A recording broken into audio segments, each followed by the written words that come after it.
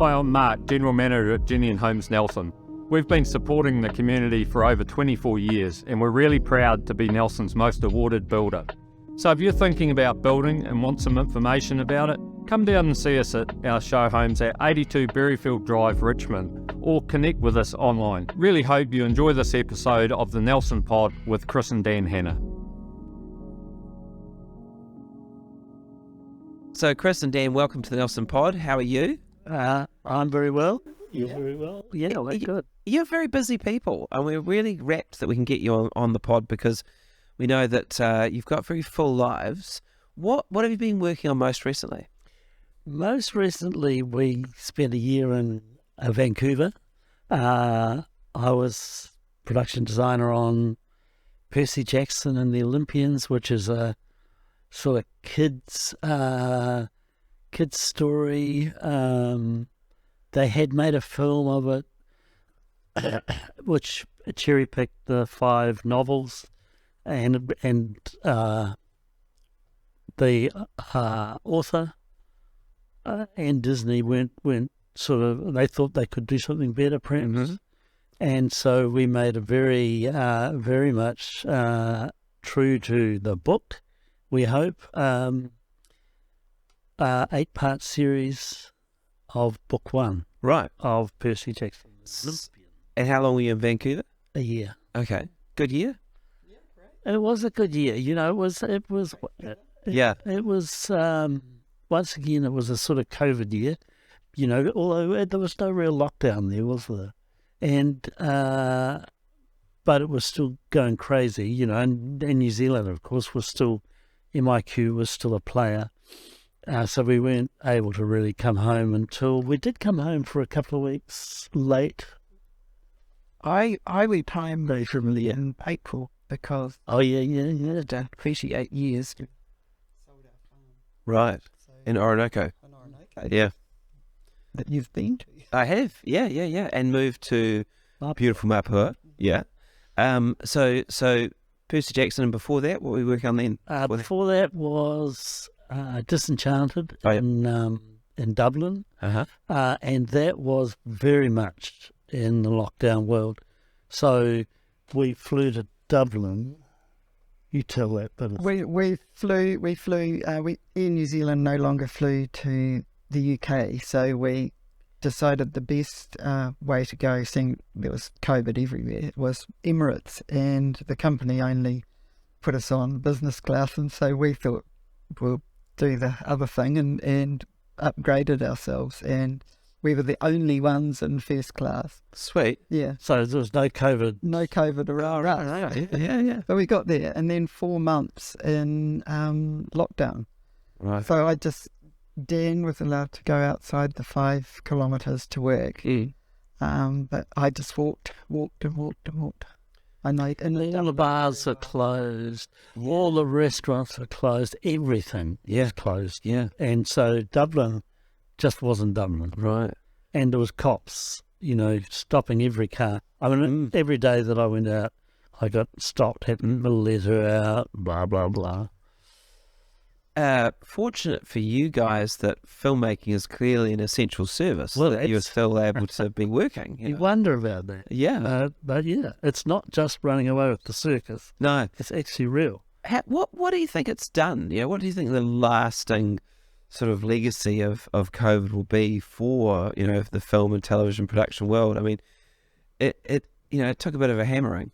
It did. We were still testing 3 times a week and wearing masks on set, and so all that stuff was still going right up to Christmas on our Disney protocols. But more than that, it basically closed cinemas down, and that created a movement where everything was going streaming. You know, and even I was surprised that Disenchanted went straight to streaming. It was a classic musical that should, in my opinion, have gone theatrical, but nothing much was going theatrical. I mean, we're just before the real kick-in of COVID. In March 2020, we were in LA, and had just finished a film called Love and Monsters. Mm-hmm. A really lovely film and well crafted and a great script. And because at that point they basically closed cinemas down, it went straight to streaming again, And so, well, there's the first time director with it, his first serious studio film, and he's just sort of pushed off the wharf, as it were, Did you think the movies are going to come back? Do you think they can come back? Yeah. I think they definitely will, Yeah. because streaming has proved to be, it's not a moneymaker, and Disney have made all sorts of changes within their organisation because of the losses made. But I think more than that, it's, the audience, there's an audience for movies. There's an audience who wants a nice time. They want to go out. They don't want to just sit at home every night and watch the screen on the walls. They actually want to go out and be in a dark space with a whole lot of people they don't know and gauge other people's reactions and have some popcorn. Have that shared experience. Yeah. Yeah. And I think you're right, especially for young people, a night out, like the movies, it's a safe first date. Yeah. Well, safe for some.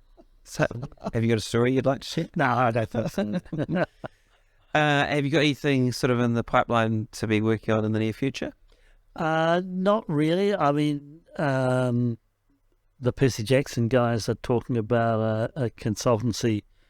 I've said I don't want to go and spend another year in Vancouver just because it's too long away from home.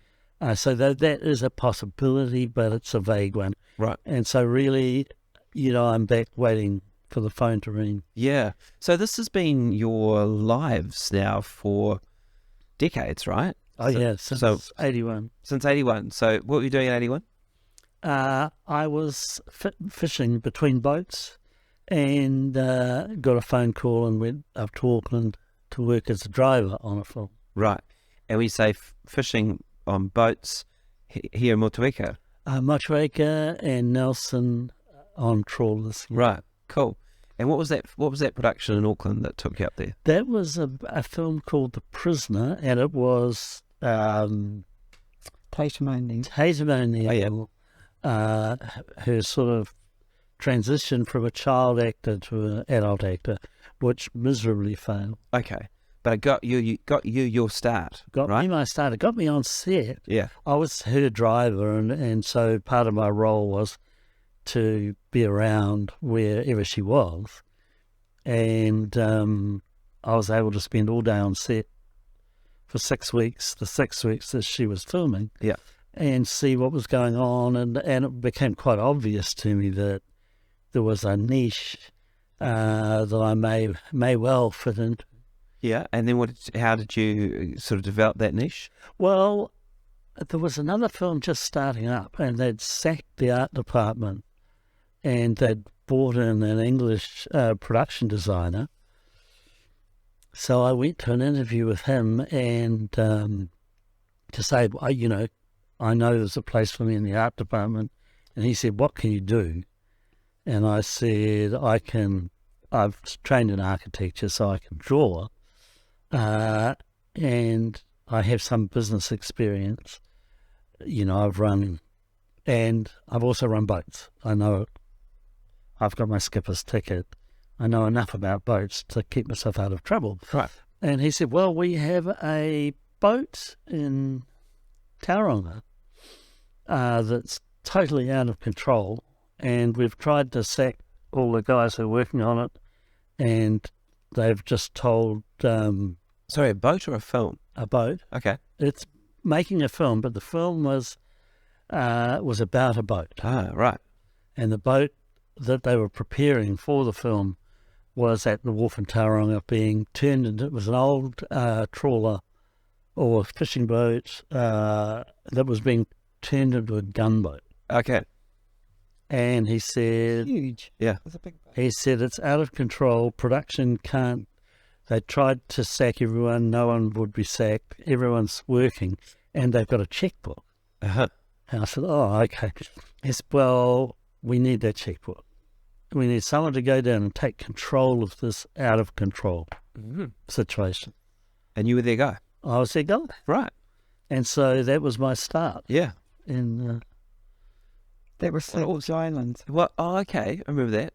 What year was this? 82. 82 now. Okay. And when did you start working with Peter Jackson? That was much later. That was 95. 95. Was that The Frighteners? That was The Frighteners. Yeah, right. I got a call from his secretary or assistant to say, would I go over and have an interview for the art department on The Frighteners. And so I flew from Nelson, where I love to live, and went to Wellington.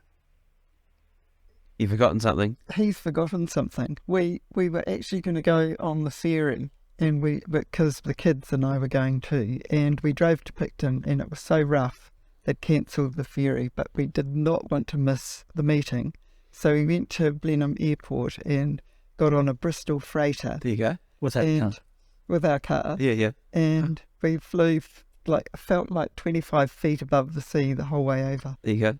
Classic. Kind of appropriate when you think about, warbirds and things, old planes and all that stuff. Oh, yeah. It was definitely in his zone. Yeah. Anyway, I went into this meeting and he said, okay, so what did you think of the script? And I said, well, I haven't read it. And he said, what?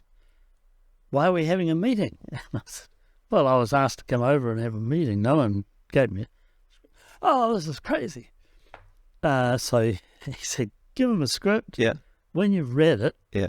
ring me up and come back in and we'll have a meeting. Okay. So I went outside with the script and I sat down and read it for about 2.5 hours, I suppose, and then rang back up and said, okay, I've read the script. He said, yeah, you read it already? Yep. Come on in. There you go. So that was the start. All right. Frighteners, from The Frighteners to The Lord of the Rings, and there's quite a big gap between those two productions. And then The Hobbit, King Kong. King Kong, of course. I think people forget, what a massive project King Kong was. That was huge. Yeah. Huge. Yeah. I mean, it was the greatest thing on earth. It was the first real thing we did on King Kong was fly to New York and go up the Empire State Building with Naomi Watts I'd be into that. and go get a special elevator to the very, very top. Yep. And then Hanging out with Naomi Watts on the top of the Empire State Building. it was fabulous. Must have been nice. It was fabulous. And not only that, there's on the very top of the Empire State Building, there's a ladder you can climb up inside this aluminium structure. And then there's a hatch that they open. Oh, yeah. And you can climb out and stand on the roof. And vomit. It was beautiful. It was 6:30 in the morning. The sun was just rising. It was still, and the whole of New York was just like, Awesome. it was amazing. When you think back on the decades that you've worked in international movie making, are there other moments like that really stand out for you? There's hundreds of them. Yeah. But, I mean, that one's particularly interesting just because of the geography and what it is. Some of those locations on Lord of the Rings were pretty special. Oh, Mount Sunday, standing up there on the Erebus set. Mount Sunday was pretty cool. That was, that was one where Chris and I went to do a survey. We'd sort of looked at it on maps and everything else, and we decided we needed to actually have some topography that made some sense before we could plan how our little village would fit on this mountaintop. So we flew to Christchurch, drove down to Mount Sunday, and about lunchtime, I suppose, when it was freezing. It was freezing cold, sleety. And we decided we'll go. And so we walked across the flats and we very quickly discovered that there's 3 rivers before the mountain. And we sort of forded each river and they progressively got a bit deeper. Uh-huh. But then we climbed up the little mountain with our theodolite and our tape measure. And had to write it down under my coat. So we made a plan of the top of the mountain, and then we walked back, and we got back to the car. We were really freezing, not hypothermic, but just close, seriously cold. And we drove Back to Christchurch, and we were staying in a hotel in Christchurch. Couldn't work out the heating, and it was absolutely, we froze for about 3 hours. but we did get a bottle of whiskey and warm ourselves up, which Very sensible under the circumstances. Well- Anything else? I mean, I love that. That's a good story. I like the Empire State one even more. Yeah, that's a beauty. Any other big city memories like that? No, most of our big city memories were on the promotional side of Right. yeah. London, all that sort of stuff. And we did, I mean, one of the best promotional things we did was at the Cannes Film Festival. We built a set. We took 5 shipping containers of props and dressings and set pieces from here to France, Nice, I think. Yep. And then we built a set on top of this mountain. Once again, on top of a mountain, there's a place called Castellaris, which was an old castle where we were putting on a party for it. They were doing, it was before the release of the first Lord of the Rings film, and it was a 20-minute piece, which was the Gollum sequence, the riddle sequence. Yes. Anyway, as a sort of backup for that, we set up this party. So we had a little piece of Hobbiton, a little piece of Brie, and a piece of The Green Dragon. the Green Dragon. You know, and we had we'd found 4 Frisian stallions. So we had the Dark Riders in full costume, and we had kids. We bought 40,000 roses. So we had kids throwing rose petals. Work it. It was amazing. It was Yeah, a big event. Yeah. That was the party of the festival. Right. I It bet. really was the party of the festival. And the great thing was I think we took 9 of our team We did. with us, and we hired 9 French film workers as well to put this thing together. And there were kids that had worked on Lord of the Rings travelling, and so they just We're allowed to call them kids now because we're they were, teenagers. and we just paid them daily, and they came and worked as well. But the greatest thing about it was once we started to put this together at the castle, we owned the castle. Mm. So we were able to put our kids, as it were, up in this castle. That was their accommodation, and it was fantastic. It was a party every night. They worked really well, and they started early and they finished late, and they had a place to stay. So Awesome. it was awesome. Hey, and the Academy Awards, how many times did you go to the Oscars? I think we went 5 times. Yeah. It was 1 win, Yeah. but how many do you need? Oh, just one. Yeah, exactly. You only need 1 win to be described as Academy Award winner. That's So that's Yeah. true. Yeah, 5 doesn't make a difference.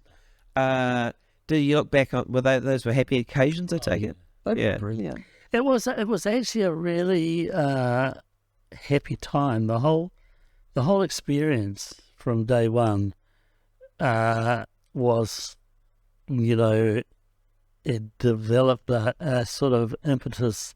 It developed a sort of,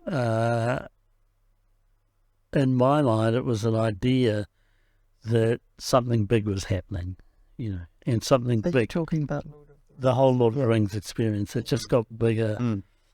I mean, physically, Yeah. the making of it got bigger and bigger, Yeah. but the actual experience, the human experience got bigger and bigger. Yeah. Look, I remember the year that Return of the King sort of, won everything. And it was a fact, Tanya and I think I've told you this story, but we couldn't be at the Oscars. So we decided we'd do the next best thing. We booked a room at the Rutherford Hotel, and we got dressed up and we watched it on Sky because we didn't have Sky at home. And it was just a wonderful, wonderful day. Yeah, it was so much fun. we took lots of great food and wine with us and everything else. It was a choice. And we were cheering you on. And one of the highlights for me is Billy Crystal, the host of the show, at one point said, "It's official. Everyone in New Zealand has been thanked." Because so many of you guys were getting up there and running off these long lists of Kiwis. Oh, Yeah, it was a great thing. Do you think the momentum has continued from that like golden era of New Zealand filmmaking? Are we still do we still have the momentum? I think so. I really do. I think, Jim Cameron's come out here specifically because of that. And he's got that whole Avatar series is going to keep going for another 5 years or so. And just in terms of on the map itself, I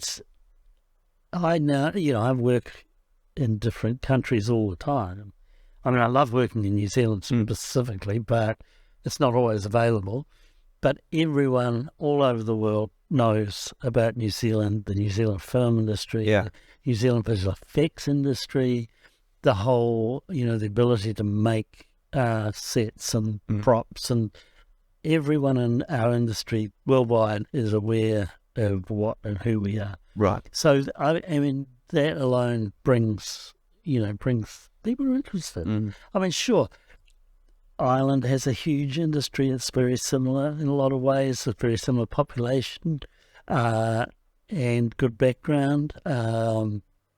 Canada has much more population, and they have vast amounts of stuff going on. And every government is offering the same incentives as we are, or in some cases more. So really, I mean, ultimately, production is about money, and they'll follow the incentives. And no matter how good we get or how good we are, without the incentives. Sure. So you like the status quo to remain in terms of? Oh, I think so. Yeah. I just think it's crazy not to, really. If you want that industry. I mean, look at something like Hobbiton, for example. They have between 1,500 and 3,000 people a day, depending on the season, go through there. Yeah. And, it's not a cheap place to visit. And sure, they have hundreds of employees keeping the place up to scratch and doing all the things you need to do. It's, it's created an industry there alone that basically any film coming to New Zealand could do. I mean, there's been other opportunities where I thought, well, why don't we, we should build this set permanently, and which, you often think because they're so intricate and beautiful, but invariably it costs a lot more money and it doesn't happen. But in the case of Hobbiton, we got our second chance because of, it had all gone away. Yeah. And we had to start again with The Hobbit, and that second chance was really... What do you make of the Amazon series, Lord of the... what's it called? I would love to love it. Rings of Power. Rings of Power, yes. You'd love to love it? I would love to. And I've watched 4 or 5. And just somehow for me it missed the mark. I think for very similar reasons to Mortal Engines. There was just somehow it didn't quite click. Right. For me. Yeah. For me too. But I'm sure there's lots of people who think it's fabulous. I mean, certainly my crew in Canada were all saying, "Oh, do you know anyone working on it? And I really want to see it." And there was a lot of enthusiasm. There's still so many people that are totally besotted with Lord of the Rings. Yeah. Dan and I were walking out of a cafe in Vancouver not long before we left, and this young guy came up and he said, "Are you Chris and Dan Hennah?" And we went, "Yep." They went, "I just wanted to thank you for the work you did on Lord of the Rings. I just loved it." This is 20 years later. Yeah. Fascinating, isn't it? Yeah, it is fascinating. Yeah, so one time I was in Hanoi, Vietnam, and I was in this cafe in this fabulous French colonial building with an outside terrace. There was a young man working there who had very good English, And he said, sir, where are you from? And I said, well, I'm from New Zealand. He said, oh, I love New Zealand. I love New Zealand. What part of New Zealand are you from? And I said, well, I'm from Wellington. And he said, oh, Wellington, I would love to go to Wellington. If I went to Wellington, I would visit Lower Hutt. And I was like, I thought, am I tripping? What is going on here? So I said, Lower Hutt, why Lower Hutt? And he said, oh, sir, I love The Piano. The Piano is my favourite film. And Anna Paquin, who is in The Piano and won an Oscar for her performance in The Piano, comes from the Hutt Valley. And I thought, what an amazing thing. And I thought, so this is about 1996. And I said, has The Piano been on in Vietnam? And he said, oh, sir, no, such things are not shown here. No, I've seen a pirated video cassette from Thailand. And that's how he'd seen it. But it made this huge impression on his life. And that's what movies do.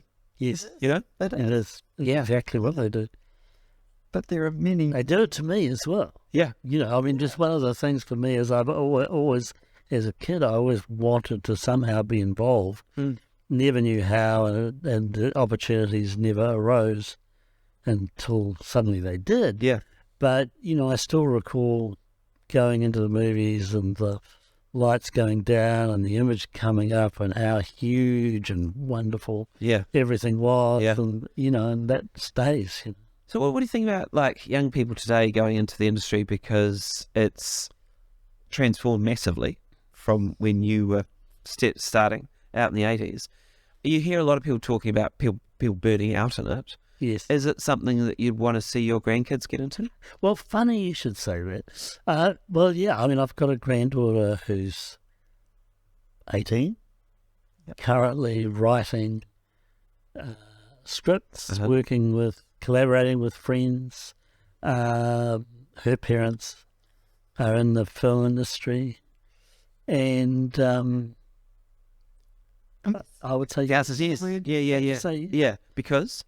It's just such an engaging world, and you know, the normal difficult things that people have to put up with in their lives, which, you know, I particularly, you know, put boredom at the front.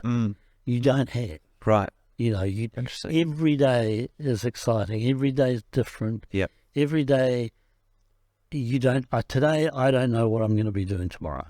I have no idea. Yeah. But I'm sure as hell not bored. Right. You know, and there's things, I mean, because of an interest in this world, you know, I read a lot, I watch a lot of films, and it gives me a purpose to do this very lazy behaviour. You know, sitting around watching movies. For work. For what? Yeah, yeah. Totally. I don't have to say it, but it's there. Yeah. You do often say it. You say it's my job. Yeah.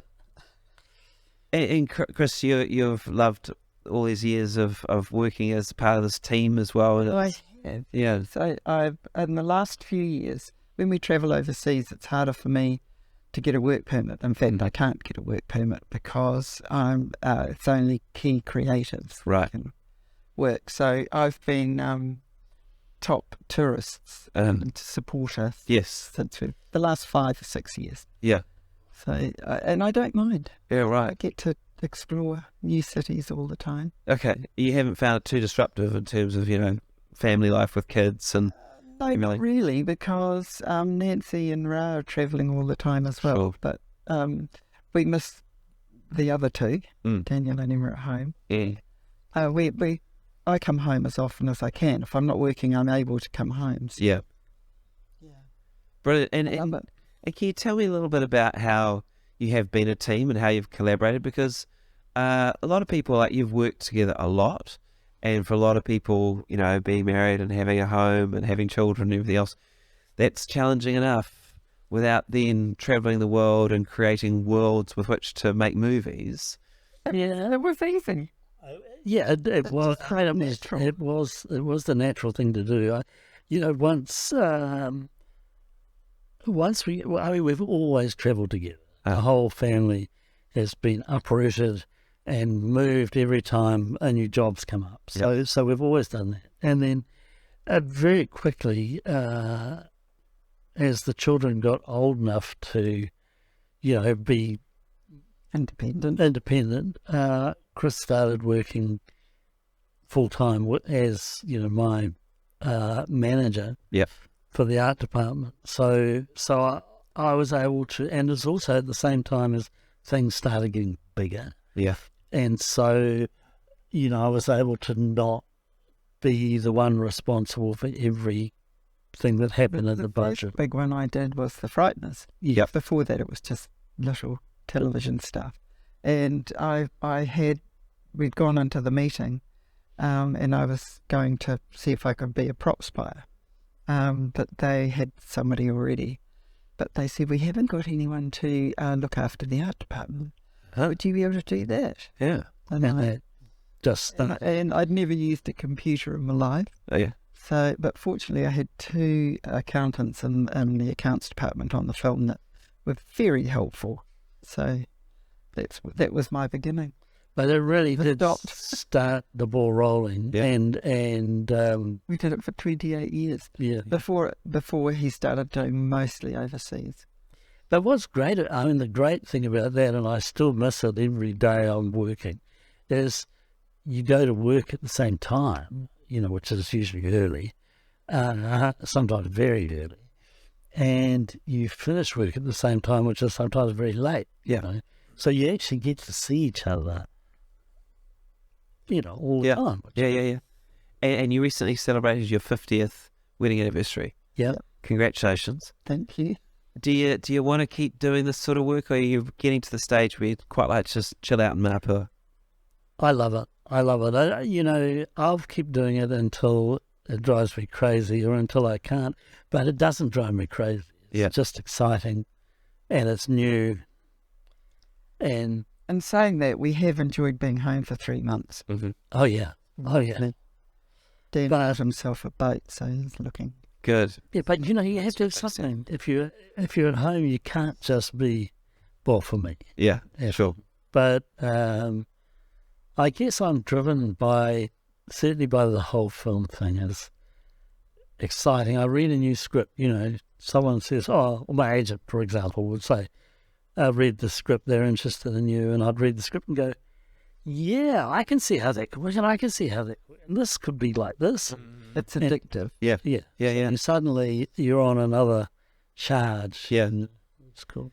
Hey, well, I hope that you both keep charging long into the future. Thank you very much for both giving us time today to have a chat about your really interesting work together and your lives together, and all the best for everything that's ahead. Thank you, dear boy. Lovely to be here.